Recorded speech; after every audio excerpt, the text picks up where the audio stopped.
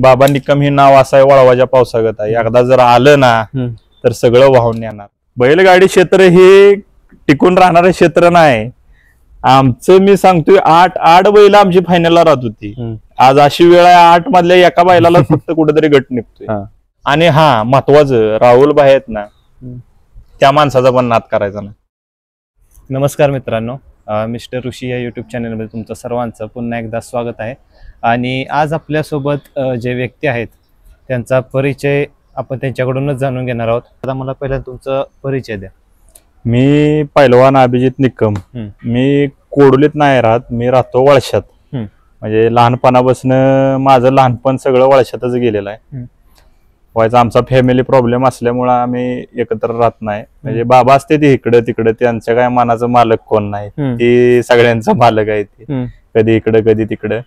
पण आमचं बाकीचं व्हायचं प्रॉब्लेम असल्यामुळे मी इकडंच असतो. शाळा बिळा माझं कॉलेज बिलेज इथंच झालं. बाबांबद्दल काय सांगाल? कारण की बैलगाडी क्षेत्रात एक नाव झालंय त्यांचं, मग त्यांच्याबद्दल काय सांगाल?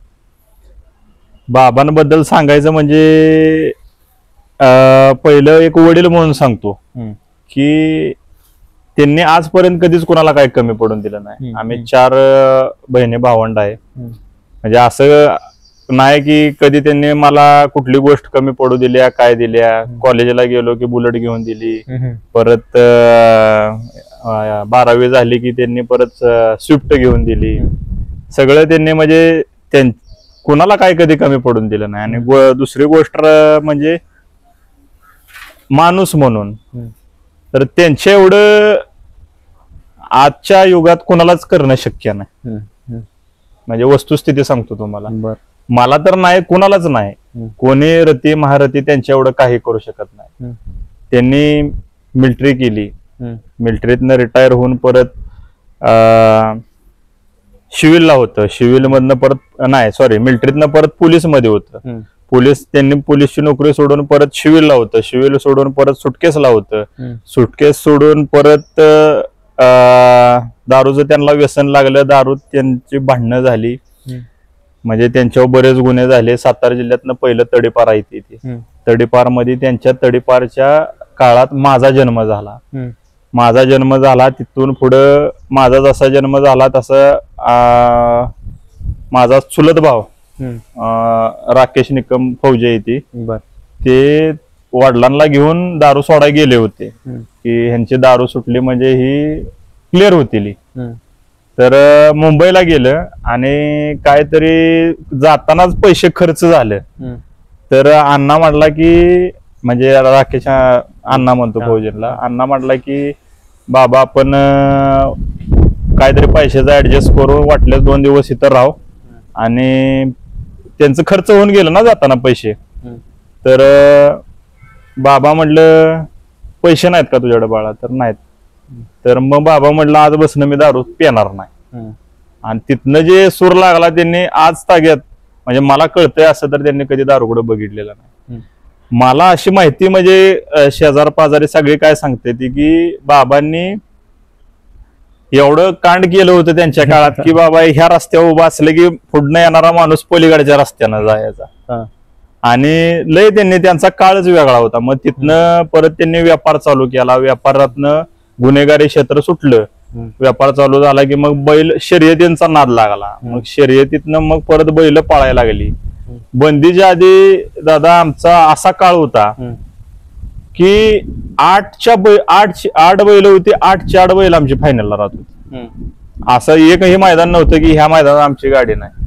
महाराष्ट्रातली एक ही गाडी आम्ही असं नाही झालं की मारली नाही, अख्ख्या महाराष्ट्रातल्या सगळ्या गाड्या मारल्या. प्रत्येक मोठ्या मोठ्या मैदानात आमच्या 1-2 गाड्या फायनलला राहत होत्या.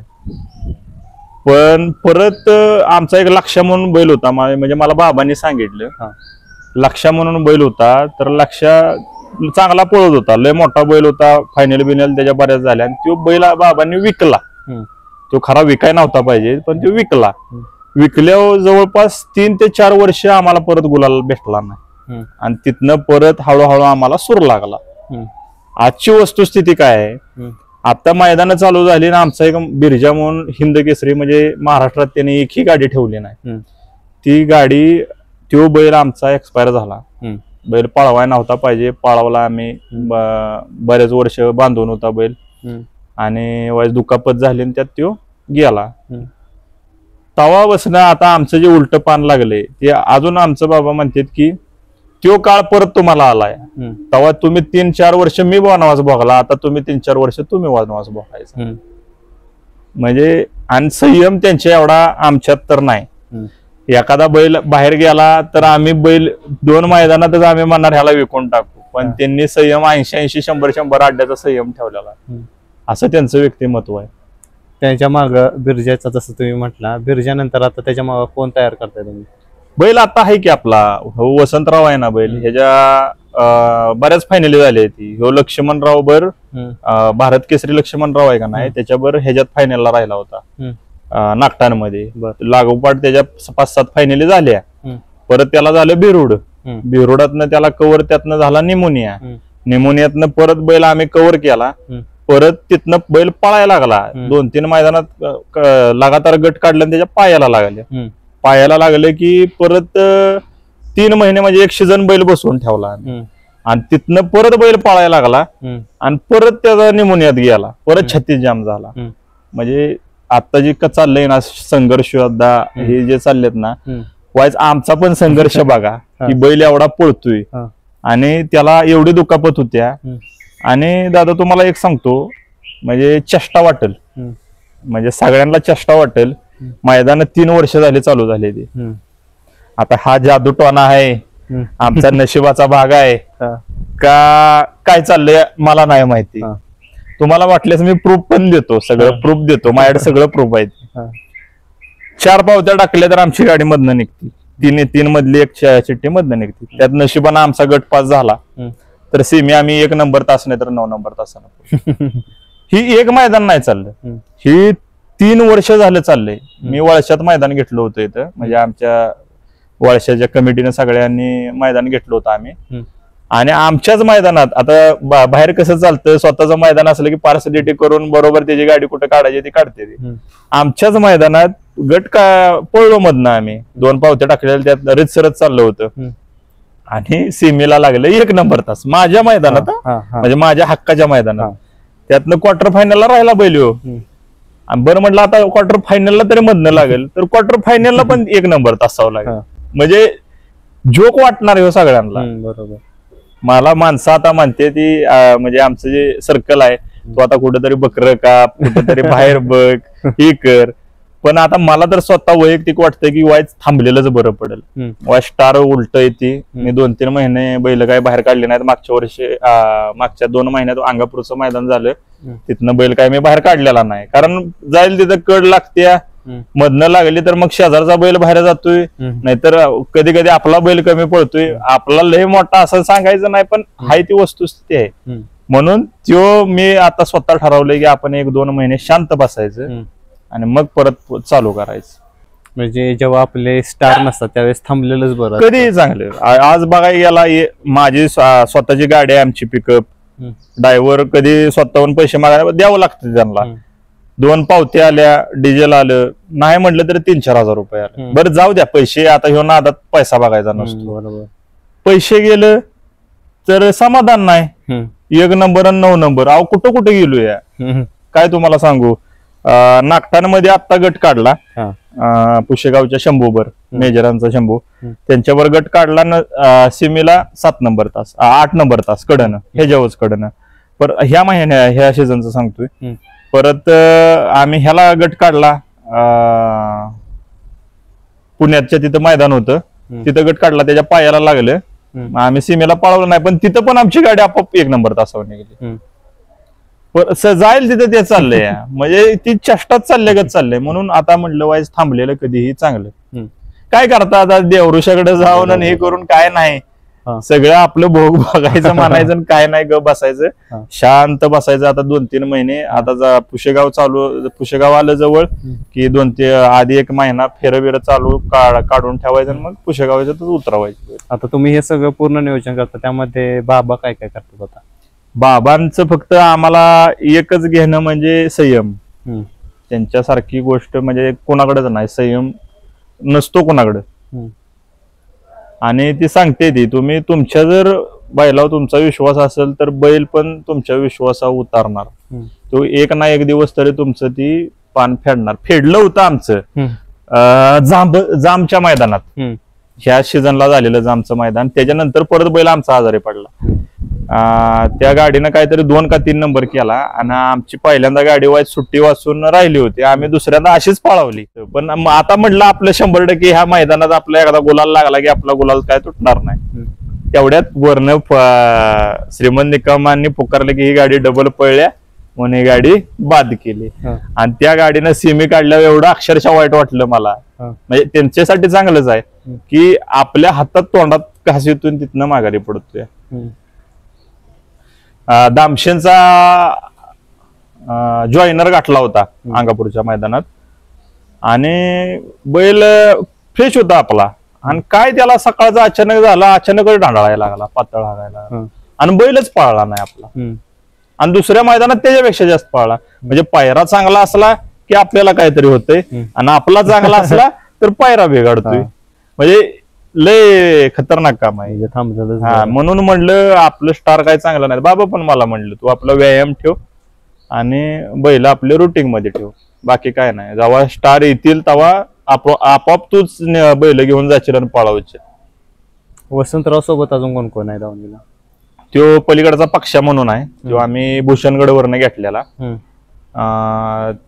म्हणजे त्या मालकाची, म्हणजे मालक लय भारी त्याचा, त्याला पैशाची गरज होती लय, म्हणजे नड होती म्हणून ते निघालेले सांगोल्याला विकायला. मग आता सांगोल्यात किती त्याचे पैसे होणार आहे त्यांनी एवढं जीवापाड हे करायचं ते करायचं. गेला तर बरा, बाकी नाही गेला तर अंगलेटच.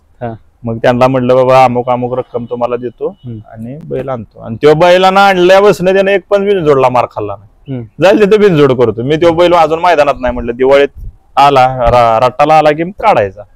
आणि एक खोंड घेतला या बाबांचा बिरजा लाडका, सेम त्या जातीचा आहे. तुम्ही व्हिडिओत दाखवालाच. म्हणजे सगळं नक्की बिकीला सगळा खतरनाक पीस आहे. आता त्याला फक्त गाढवायचं आहे, ती गाढवणार आम्ही. आता वय किती आहे त्याचं? 1 वर्ष आहे त्याचं वय. 1 वर्ष आहे म्हणजे थोड्या दिवसात आपल्याला मैदानात बाबा. हो, बाबा आले का नाही की त्याला बघितल्याशिवाय त्यांचा दिवसच जात.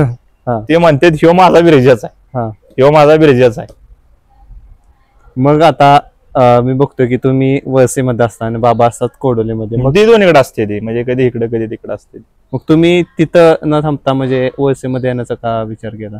नाही ती व्हायचा आमचा फॅमिली प्रॉब्लेम असल्यामुळं लांबच आम्ही असतो बाबा दोघं पण. काय असतात कारण ती सगळं स्पष्ट नाही सांगता येत. मग आता तुमच्या दावणीला बैल आहेत, मग आता पावसाळ्यात आता तुम्ही म्हटलं की थांबणारे स्टार चांगले नाहीत, मग यामध्ये जो खर्च असतो तो कसा तुम्ही त्याचं मॅनेजमेंट करता? खर्च वगैरे? खर्च काय नाही, म्हणजे इथं पण आपल्या रूम आहे ती भाड्यानं, तिथं पण आहे ती. म्हणजे आर्थिक नियोजन व्यवस्थित केलेलं आहे, तसं काय नाही. जरी माझं पण शिक्षण झालेलं आहे, ग्रॅज्युएशन झालंय, पण वडिलांच्या नादासाठी मी तर कायम त्यांचं नाव, मी जोपर्यंत जिवंत आहे तोपर्यंत त्यांचं नाव मी जिवंत ठेवणार, किंवा माझा गोलच आहे थोडक्यात.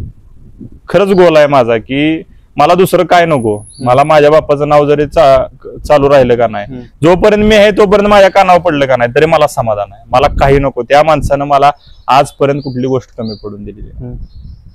म्हणजे वस्तुस्थिती आहे त्या माणसानं. म्हणजे देव काय असतो का नाही तो मी त्यांच्या रूपात बघितलेला.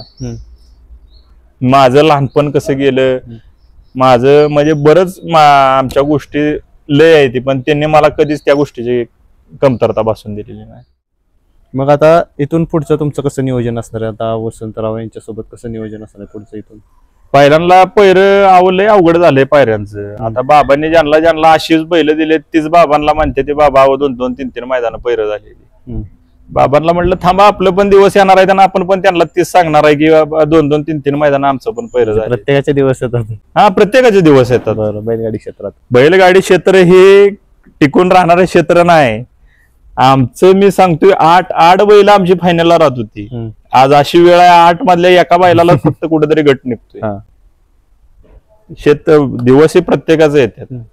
आणि जोपर्यंत सगळे व्यवस्थित आहेत, बाबा शांत बसत नाहीत. काय ना काहीतरी करून अजून एखादा तरी बैल घेणार बघा. त्यांना ती सण होत नाही. करणार काय ना काहीतरी उलाढाली करून करणार, आम्हाला शिव्या देणार, काय करणार, पण रुटीनला गाडी आणून उभी करणार आमची. म्हणजे किती पण पळणारी बैल आपल्या दावणीला असली कधी ना कधी आपल्याला थोडस थांबलं पण पाहिजे या मग क्षेत्रामध्ये. आता थांबलो ना आम्ही, आता त्याच्यासाठीच थांबलो. म्हटलं आता थांबलं पाहिजे व्हायच, प्रॅक्टिस घेतलं पाहिजे, काय चुकतंय ती बघितलं पाहिजे. आणि जे गाडी कडनं लागते ती एक काळ आहे आमचा, त्या काळापर्यंत आम्हाला थांबलं पाहिजे. सगळ्यांचा मथुर नसतो, सगळ्यांचा मथुर त्या बैलाला आपण खरंच मानतो. पब्लिकचं भिताड आहे का, तर 100% भिताड आहे. किती पण पब्लिक असू द्या, 2 बैल उड्या जास्तच मारणार. प्रत्येकाचा बैल मथुर नसतो. मथुर एकदाच घडणार आणि एकदाच तो. पण बकासूर देवच आहे. कडनं जोक नाही पाळायचं.